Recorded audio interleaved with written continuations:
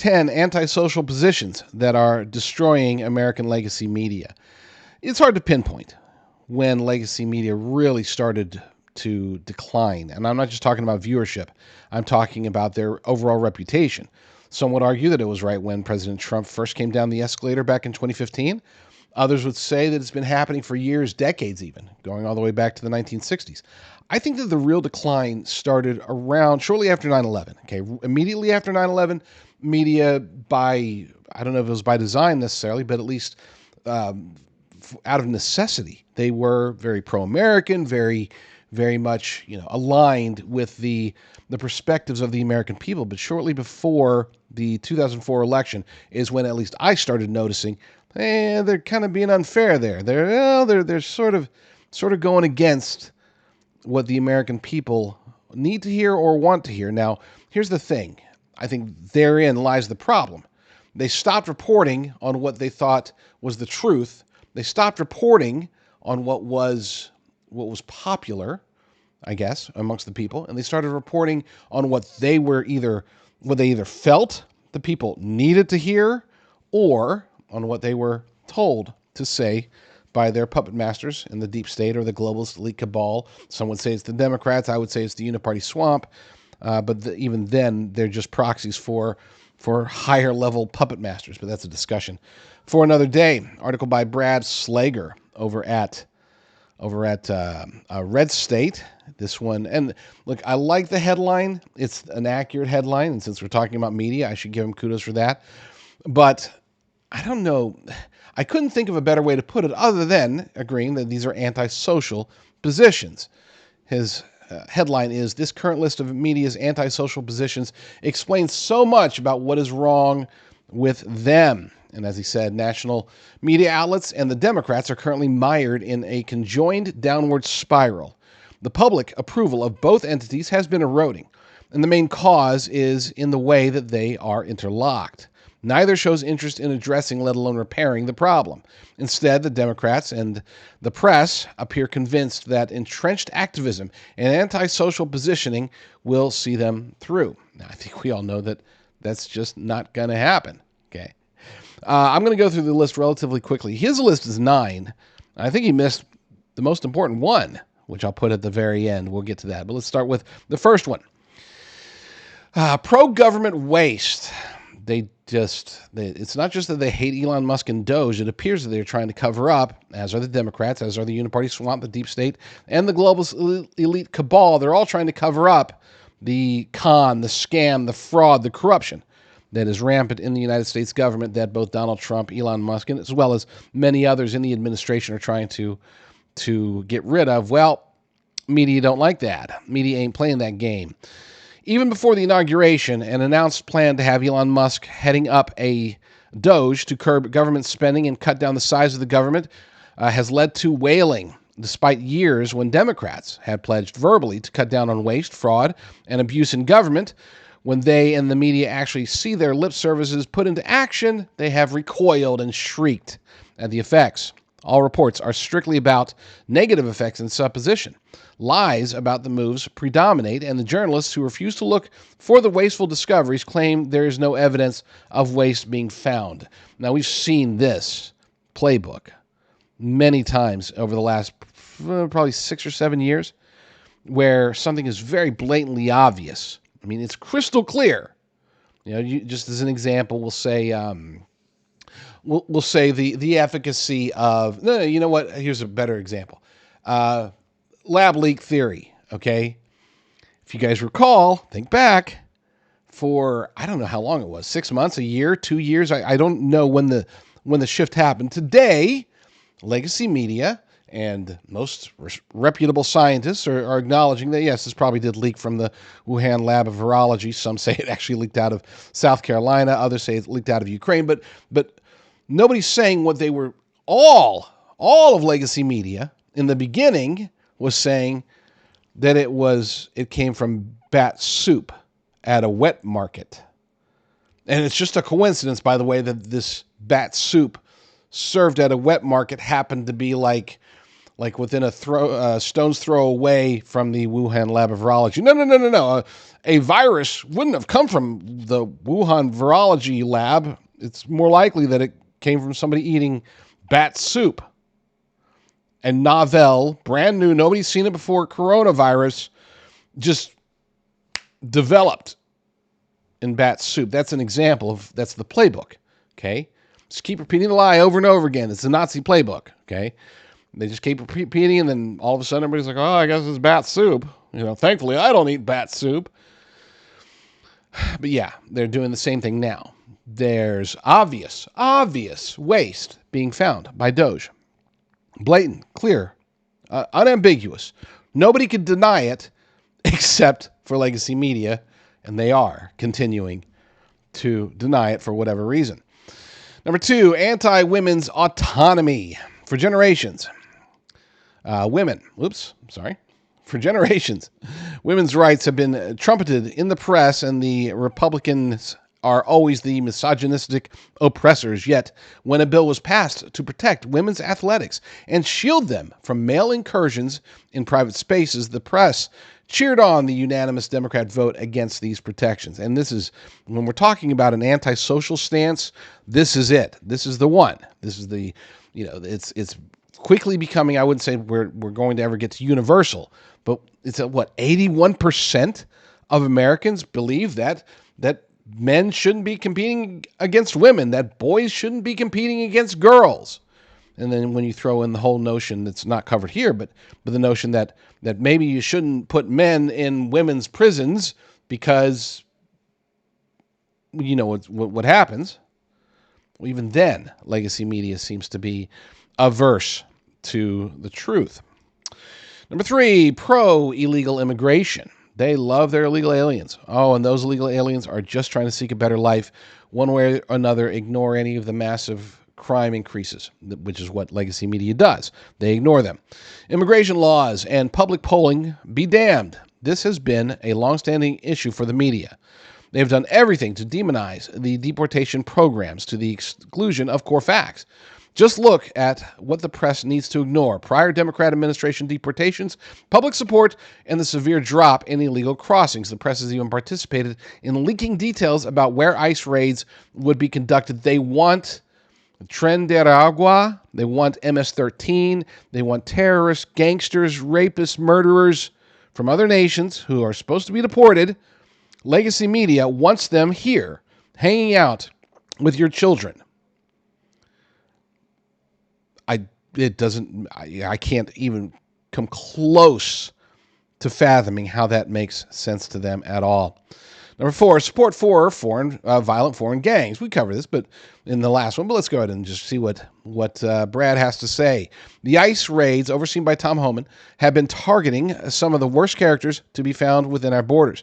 Gangs from Venezuela and El Salvador, among others, have tried to establish a beachhead in the United States.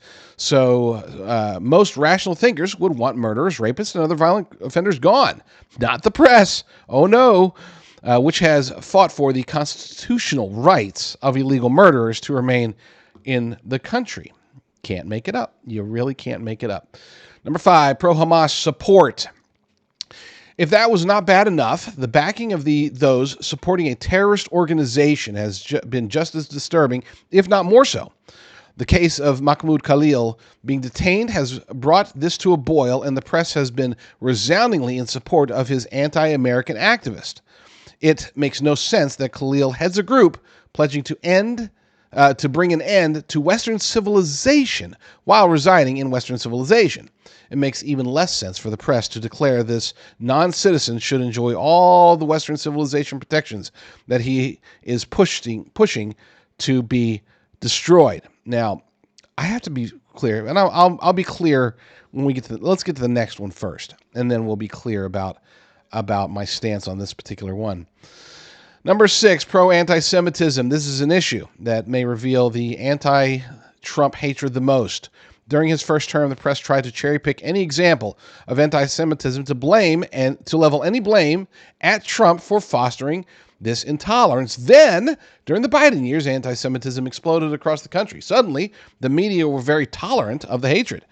Now they are in a peculiar limbo where they need to keep that support going while trying to scorch Trump at the same time, leading to them tolerating anti-Jewish tolerance. Now, whenever I do a story like this, since we're going to be clear on this one, I do differentiate between criticism of Israel, criticism of Israel's handling of the war against Gaza, against Hamas, against Hezbollah, potentially soon to be against Lebanon and Syria, possibly, and even, of course, Iran, their longtime nemesis.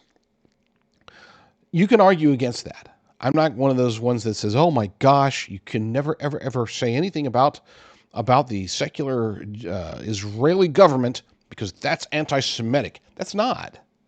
Okay? But that's not what they're talking about here. There's a very far cry between those who oppose actions by the Israeli government and those who support Hamas and cheer them on to go in and murder or kidnap, rape Israelis, and including American citizens. Those are two different things, okay? And what the media is embracing is the pro-Hamas people, like Mahmoud Khalil. They're trying to make him into like this hero martyr when he has declared his undying support for Hamas, a terrorist organization.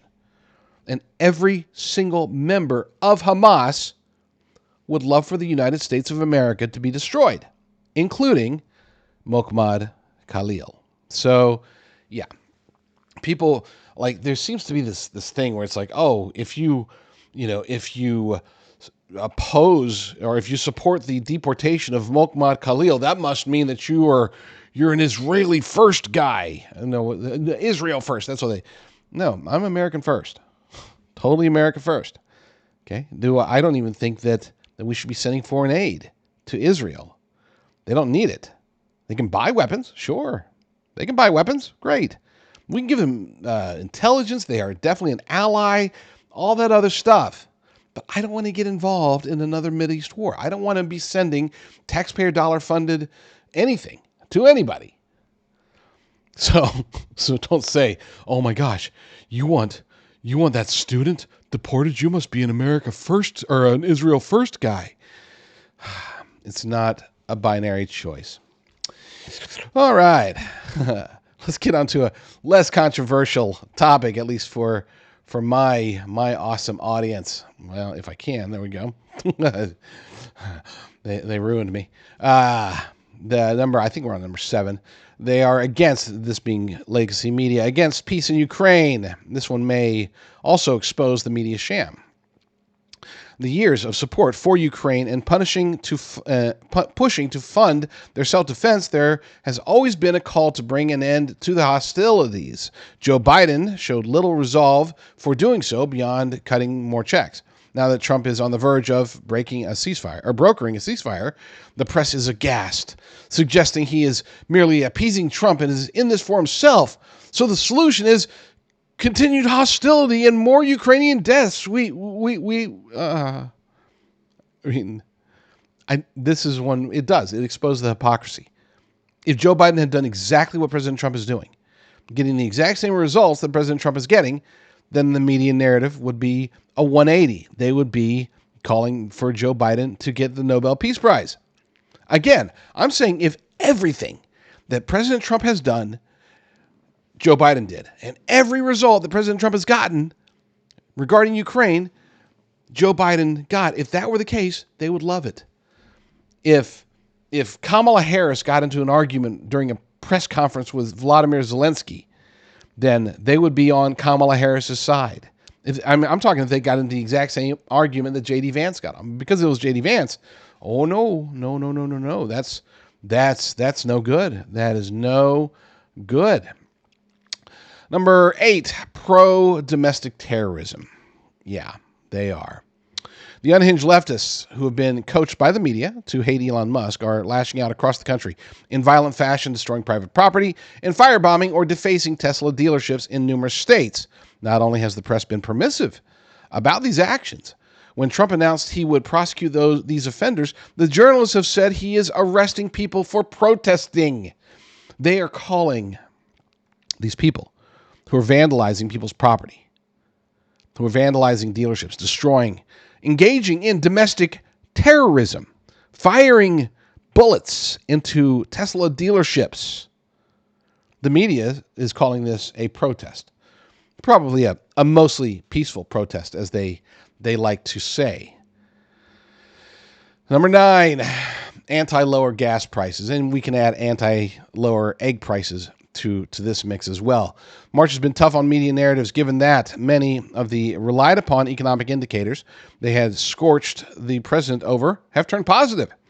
This rise in inflation. The rise in inflation and the price of eggs have plummeted in recent weeks. Add to this the price of gas, now on a 4-week price-dropping streak.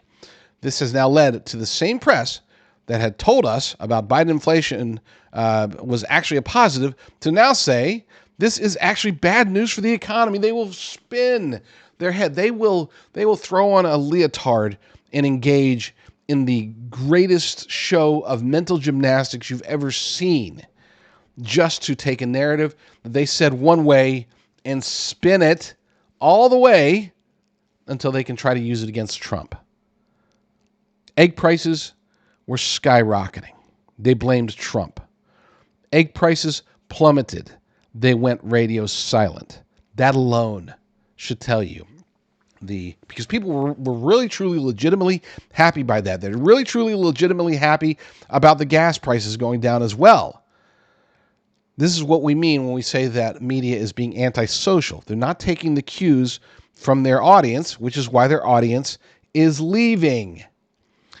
And then number 10, which this isn't part of the article, but I think it is important to note, perhaps the most important thing to note, and that is that the media has gone completely anti-American.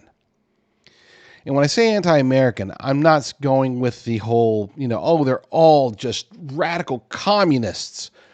They may be, and many of them are. But no, what I'm referring to in this case is the fact that Americans are becoming more patriotic. More Americans are starting to become happy about being an American, proud of being an American. We spent 4 years with people's perspective of their own country being degraded. They were annoyed by the direction of the nation, embarrassed to say, yeah, I know that DEI stuff is spreading. Yeah, that's kind of our fault. Sorry about that. Sorry that our leader can't put together a sentence any better than he could put together a bologna sandwich, which he can't. Sorry. Now there's no apology. Don't get me wrong. There are radical leftists who are like, oh my gosh, it's so embarrassing to be an American now. Yeah, there are those people. There's just a lot fewer of them than there were. There's a fewer of them today than there were during President Trump's first term, even. I would say more people have come around and realized that with President Trump's leadership, with these policies and his administration engaging in truly, legitimately making America great again, that as a result, legacy media has a choice. They could either acknowledge it or they could deny it, and obviously they are in the process of denying all of that. They want you to think that America is an embarrassment, when in reality, America is at its highest level in a long time. Highest level in regards to how other nations view us. Highest level in regards to companies, both domestic and foreign, wanting to do business here in the United States. People have been talking about the tariffs in ways that go against, and I'm included in this list, go against perhaps even our upbringing. You have many fiscal conservatives who are starting to understand and appreciate the efficacy of utilizing tariffs, not just for negotiations, but also for the sake of bringing back the business, okay, bringing back the revenue, bringing back everything, making America truly great again. This is a wonderful time to be alive, unless of course. You're a member of American Legacy Media.